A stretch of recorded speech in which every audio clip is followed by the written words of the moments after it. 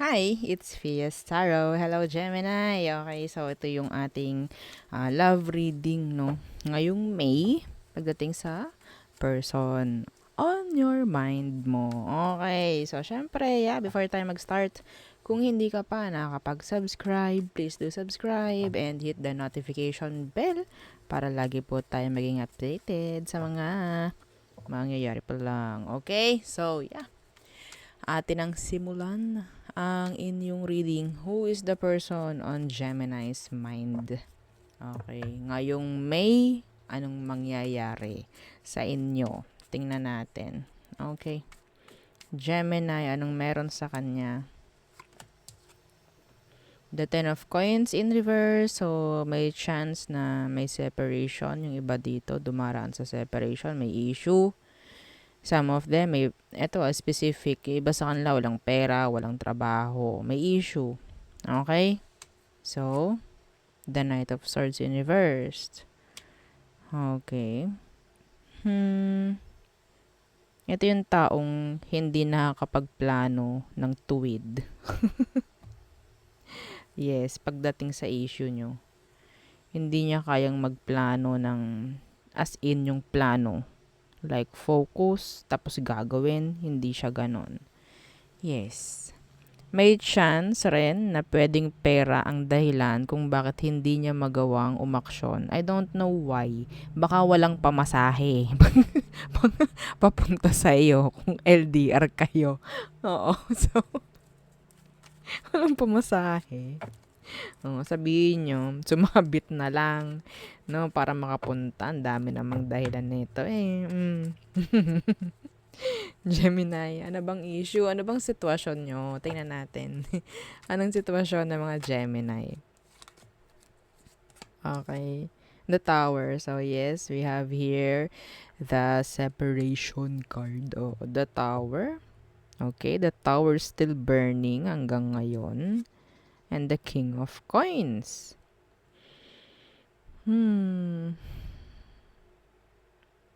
Nako.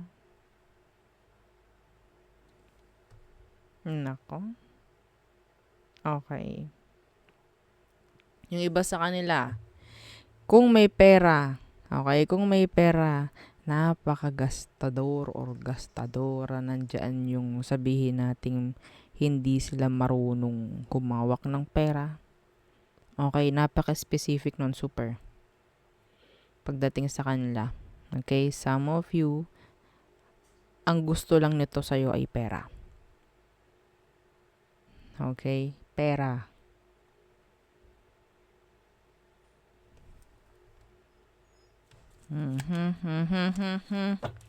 Okay, ano tong King of Coins? Check ko. Situation, some of them, talagang hindi maganda. May chance talaga na pwedeng ito specific rin po ha. May natanggal sa trabaho or may matatanggal sa trabaho. Hindi na maganda. Okay? Pwedeng nagkaroon din ng separation dahil pwedeng sabihin nating parang may nangyaring away pagdating sa father or mother mo. Like that, sa parents mo. Yan. Mga ganyan. Pwedeng yung parents mo, vice versa, ang may ayaw sa sitwasyon. Yeah. Tingnan natin yung emosyon niya. Sige. Gemini, tingnan natin yung emosyon nitong taong to. The Temperance. And, the Six of Swords. May pagbalik ako nakikita rito, ha? Okay, the Lovers is here na naka-reverse. So, nandyan yung separation nga. I think itong taong ito, darating sa puntong gagawa ng paraan. Okay? Baka mag-iipon. Anyway, specific yun. Anyway, I think emosyon nila pagdating sa'yo is sabihin nating may paghihintay. Okay? May paghihintay. Hindi ko makuha yung energy na parang Meron siyang parang gusto talagang, may pinanguhugutan eh, itong taong to. Okay, may pinanguhugutan. So, pwedeng under pa siya ng nanay o tatay niya. I think wala pa siyang pera ng sarili, parang ganyan.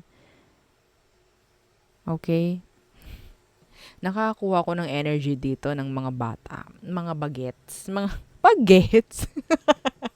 Oo, mga energy ng ano, like, alam niyo, parang tatakas pa para makapag-date. Oo, mga ganun. Yes. Ano ba, may mga nanonood ba dito ng mga ano, teens? Hello, oo, dapat kayo nag-aaral pa lang. Oo, huwag kayong manood ng ganito. Oh my God.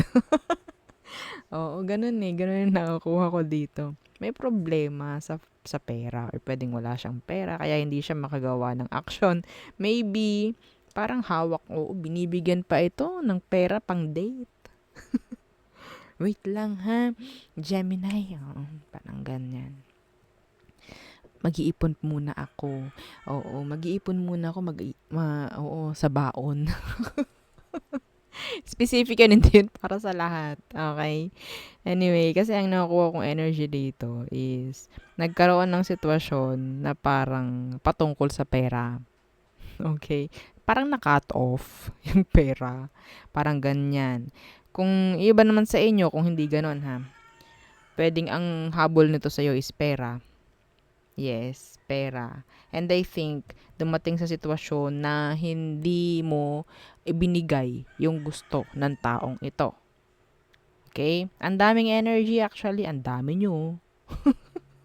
Yes. Oh, kung anong makuha ko, sige, go.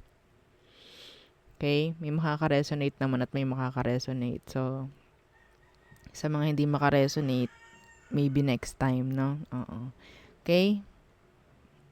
So, energy, emosyon nila, andyan yung sabihin natin parang maghihintay at babalik. Okay? Magkikita rin tayo, Gemini. Parang ganun. Yes. Kung ito naman yung tao, yung bata na yung teenager na parang ah, parang hindi pa rin pinapayagan ng magulang. Ang sabi nito, huwag ka mag-alala, gagawa ko ng paraan. Yan, mga ganon. Oh my golly. Okay, anong next action? Next action. See, the King of Cups. And the Ten of Cups in reverse. Tago. Emosyon nito, I think, next action ng taong ito is mamahalin ka pa rin. Nandyan yung emosyon. Actually, nandyan yung emosyon. Ang dami ritong person. Some of you, same gender kayo Same gender kayo nito, Gemini. Ang dami kong nakukuhang energy, Gemini. Meron pa. Meron pa akong nakukuhang isa. Meron ditong sabihin nating parang nagiging financial, like financer. Yes. May nakuha akong ganon. Okay? It's like kakailanganin mo rin ako pag kailangan mo na ng pera. Nandito lang ako para sa'yo, hindi ako aalis. May nakakuha akong ganun. Meron ditong sabihin nating nagpapaka-martir. Gustong kakonect ka. And alam naman niya na pera. Pera lang yung nagpapagalaw. Vice versa po ang daming energy, ang dami kong nakukuha ngayon. Actually.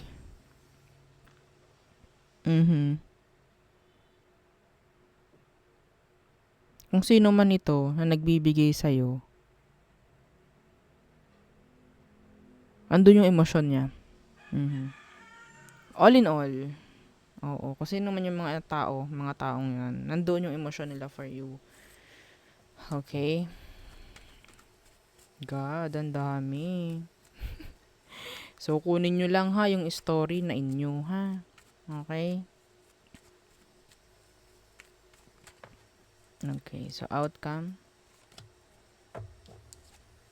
The 8 of Coins in reversed. And the 5 of Swords. So, nandito yung hindi pa rin totally magkakaroon ng click. No, pagdating sa sitwasyon ninyo. Because maraming conflict na sinasabi. No, hindi mag-work out yung sitwasyon. Oo, kahit doon tayo sa bagets, hindi mag-work out to, maraming conflict. Okay? Kung doon tayo sa isang parang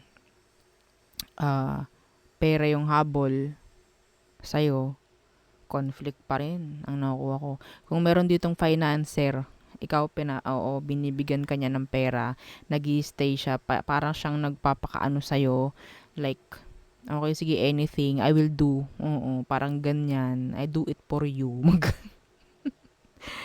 Yes, ang outcome nyo pa rin is, hindi pa rin mag-work out. Okay, hindi pa rin. Because of the conflicts. Komplikado ang mga sitwasyon ninyo. Okay? Yung isa nga dito, alam naman ng iba na meron kang nakakonect or meron kang kakonect or kahit naman wala. Ang nangyayari kasi, parang pinagduduldulan niya yung sarili niya sa'yo sa pamamagitan ng pera, parang ganyan. Pero, yes, hindi mo naman mamahalin yung pera yung tao, no? What if hindi mo mahal yung tao? Ang dami namang istorya. Ang daming hanash ng buhay ng mga Gemini. Oo, shinare nyo naman lahat. Actually, no? So, hindi pa rin, walang magkiklik. Wala akong nakikita na mag-workout dyan. Basta't may conflict na hindi finifix or ina-actionan. Okay? So, tayo tumungo na sa all signs. Grabe ang energy ng mga Gemini. Okay. Aries, they're worry. Nagwo-worry sila. I don't know why. Taurus, andyan yung parang in and out. Gemini, pwedeng hindi pa ready to commit. Cancer, ganun rin siya. Hindi rin siya ready na mag-commit sa'yo. Leo, attention. They want your attention. Okay. Virgo, gumagawa ng kasinungalingan si Virgo. Pwedeng meron kang mga hindi nalalaman sa kanya. Libra, so parang sinusukuan ka na ni Libra or ayaw na ni Libra sa'yo, wala nang effort, ayaw na niyang gumawa ng kung ano mang pagpupursige sa'yo. Scorpio, they don't love you anymore. Like, pwedeng emotionally immature. Okay, itong Scorpio na ito. Sagittarius, so nandyan yung pwedeng hindi na nila nararamdaman yung strong connection with you. Okay. Capricorn, there's a delay pagdating sa inyong dalawa. Aquarius, they're thinking of you. Okay, a lot. Pisces, the backstabber. Yeah, the backstabber. So, may chance itong si Pisces, mayroon kayong separation ito ngayon. Okay? So, there. Yun ang ating reading for you. Gemini placements. Again, don't forget to like, share, and subscribe. And follow our FB page. Thank you. Bye.